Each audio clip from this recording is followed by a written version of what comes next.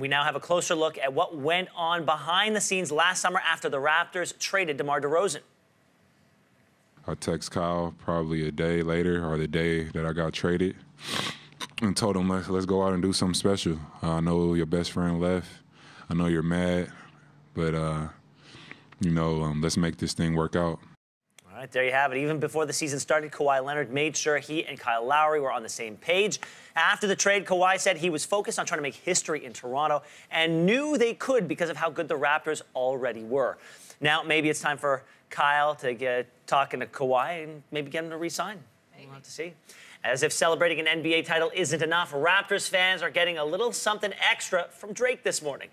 The Raptors' most famous fan is releasing 2 songs to celebrate the Raptors' historic win. One is called Omerta, and the other is called Money in the Grave, featuring Rick Ross. Drake was very emotional last night after the Raptors' big win. People like to make memes, make another meme out of this. It's beautiful. Look at my brothers up there celebrating.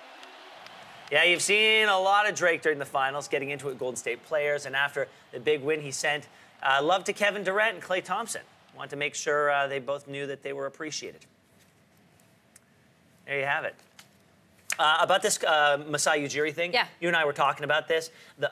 If anyone puts hands on anybody else in anger, that is wrong. And if he did something like that and it's investigated, he should face some sort of penalty. However, the point of credentials is not to wear credentials. That's not why we have them. Yeah. The point of credentials is to establish order, right?